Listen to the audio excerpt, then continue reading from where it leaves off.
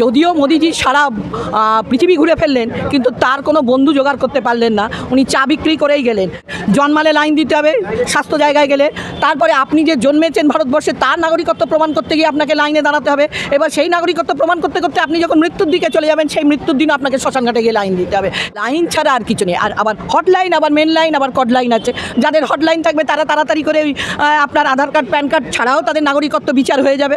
মহাদেবের যে ডুগডুগিটা যেরকম হয়, উনি ভারতবর্ষের মানুষগুলোকে নিয়ে সেই ডুগডুগিটার বাজাচ্ছে। আম্বানি একটা গোটা চিড়িয়াখানা থেকে জিনিসগুলো নিয়ে গিয়ে তার চিড়িয়াখানা ভাস্তারাতে বসিয়ে দেয়, তাতে কিন্তু কেন্দ্র সরকারের টনক নড়ে না।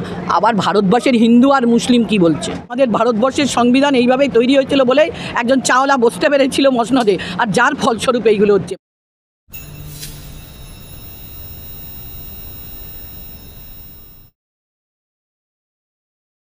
এই যে ভোটার লিস্ট নিয়ে যে প্রবলেমটা হচ্ছে, সেটা আমরা দেখতে পাচ্ছি সুপ্রিম কোর্ট বলে দিয়েছে যে এখন আমরা কোনো রায় দেবো না। যারা সরকার পক্ষ থেকে বলা হচ্ছে যে আধার কার্ড, ভোটার কার্ড এগুলো আমরা মানছি না, আমরা নতুন করে সিটিজেনশিপ কার্ড দেব। এইটা কি হচ্ছে, কি, এবং তার কি কারণ, কিভাবে দেবে, সেগুলো কোনো কিছু উল্লেখ নেই। অর্থনীতি একদম ভেঙে পড়েছে। দেখছেন 25% আরও চাপিয়ে দিয়েছে আমদানি শুল্ক ট্রাম্প। ভারতের অবস্থা খুবই সংকটজনক। রাশিয়ার সঙ্গে বিরোধ বেঁধে গেছে ভারতের। তাদের যে বন্ধুত্বপূর্ণ সম্পর্ক ছিল সেটা নষ্ট হয়ে গিয়ে রাশিয়া আজকে পাকিস্তানের সঙ্গে হাত মেলাচ্ছে, খুবই দুঃখজনক ব্যাপার। এবং যদিও মোদিজি সারা পৃথিবী ঘুরে ফেললেন, কিন্তু তার কোনো বন্ধু জোগাড় করতে পারলেন না। উনি চা বিক্রি করেই গেলেন। তা ভারতের অর্থনীতির এহেন অবস্থাতে মানুষকে তো কিছু দিয়ে ভুলিয়ে রাখতে হবে। জন্ম থেকে মৃত্যু পর্যন্ত একটা লাইনের ওনারা ব্যবস্থা করে দিয়েছেন। জন্মালে লাইন দিতে হবে, স্বাস্থ্য জায়গায় গেলে। তারপরে আপনি যে জন্মেছেন ভারতবর্ষে, তার নাগরিকত্ব প্রমাণ করতে গিয়ে আপনাকে লাইনে দাঁড়াতে হবে। এবার সেই নাগরিকত্ব প্রমাণ করতে করতে আপনি যখন মৃত্যুর দিকে চলে যাবেন, সেই মৃত্যুর দিনও আপনাকে শ্মশানঘাটে গিয়ে লাইন দিতে হবে। এবং তার যে ডেথ সার্টিফিকেট আপনার ওয়ারিশানরা পাবে, সেটার জন্যেও আপনাকে লাইনের ব্যবস্থা করে দিয়েছে। লাইন ছাড়া আর কিছু নেই। আর আবার হটলাইন, আবার মেন লাইন, আবার কড লাইন আছে। যাদের হটলাইন থাকবে তারা তাড়াতাড়ি করে আপনার আধার কার্ড, প্যান কার্ড ছাড়াও তাদের নাগরিকত্ব বিচার হয়ে যাবে। আর যাদের হটলাইন না থাকবে, কড লাইন থাকবে, তাদের নাগরিকত্ব পাবে না। এই তো হচ্ছে সোজা ব্যাপার। ভারতবর্ষটাকে নিয়ে উনি শিব মহাদেবকে তো ভালোবাসেন।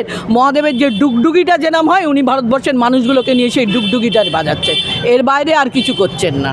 আচ্ছা, বলছি, এরকম কি কোনো সম্ভাবনা আছে যে হিন্দুদেরকে গুরুত্ব দেওয়া হবে, মুসলিমদের গুরুত্ব দেওয়া হবে না, এরকম কিছু? আমরা ভারতবাসী, সেখানে হিন্দু হোক, মুসলিম হোক, শিখ হোক, পার্সিক হোক, জৈন হোক, খ্রিস্টান হোক, সবাই মিলে একত্রিত করে বাস করি। কে হিন্দুকে ভালোবাসে, কে মুসলমানকে ভালোবাসে, সেটা তো দেখলেই বোঝা যাচ্ছে। তাদের আচার আচরণ দেখলেই তো বোঝা যাচ্ছে। এখন বিজেপির মধ্যে কে কত বড় হিন্দু, তার প্রমাণ বিচার হচ্ছে। কেউ কখনো বলছে জয় শ্রীরাম, কেউ কখনো বলছে জয় মা কালী, কেউ কখনো বলছে জয় দুর্গা, কেউ আবার হিন্দুত্ব বোঝাতে বিষ্ণু মাতারও আয়োজন করে ফেলছে। এরকম নানান ধরনের জিনিস হয়ে চলেছে। তাই এখানে হিন্দুত্ব আর অহিন্দুত্বর ব্যাপার নেই।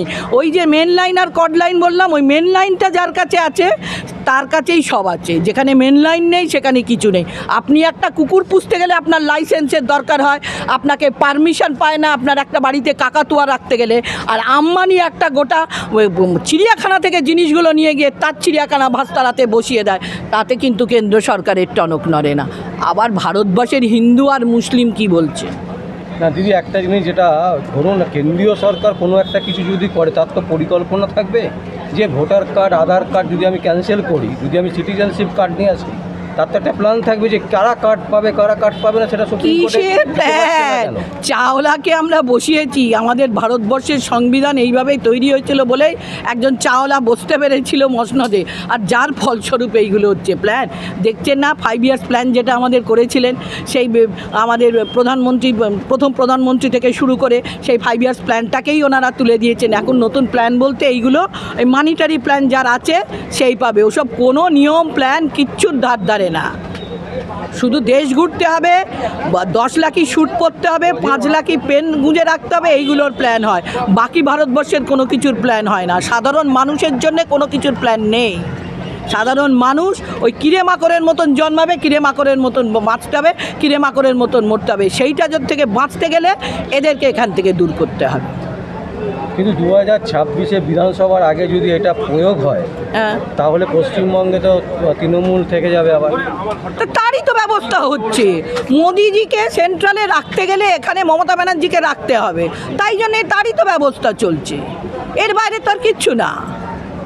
আমাকে সেন্ট্রালে বিজেপিকে রাখতে গেলে আমাকে এখানে তৃণমূলকে রাখতেই হবে, কারণ ওরই একটা পার্ট, এর বাইরে আর কিচ্ছু না। না হলে দিলীপ ঘোষের মতন, ওদেরই লোক, দিলীপ ঘোষের মতন লোকের নামে ওরকম নোংরা একটা ভিডিও ছড়ায়, আপনারা বুঝতে পারছেন না? আচ্ছা, এটা কি সত্যি দিলীপ ঘোষের? না, আমি মনে করি না, এবং এইসব নোংরা ভিডিও যারা করেছে তাদের অবিলম্বে শাস্তি পাওয়া উচিত আমি মনে করি। তো লালবাজারে তো অনেকদিন হয়ে গেল কমপ্লেন হয়েছে। আরে বাবা, লাল বাজারটা কার? লাল বাজারটা কার? ওটাও তো একটা বাজারে পরিণত হয়েছে। সে বাজারে গেলে আলু পেঁয়াজ যে যত টাকা দিয়ে কিনতে পারবেন, সেই রকমভাবে ইলিশ মাছ, আপনার পকেটে পয়সা থাকলে আপনি ইলিশ মাছ কিনতে পারবেন, সেই রকম লাল বাজারেও পয়সা দিলে আপনি আইনটা কিনতে পারবেন, এর বাইরে আর কিচ্ছু হবে না।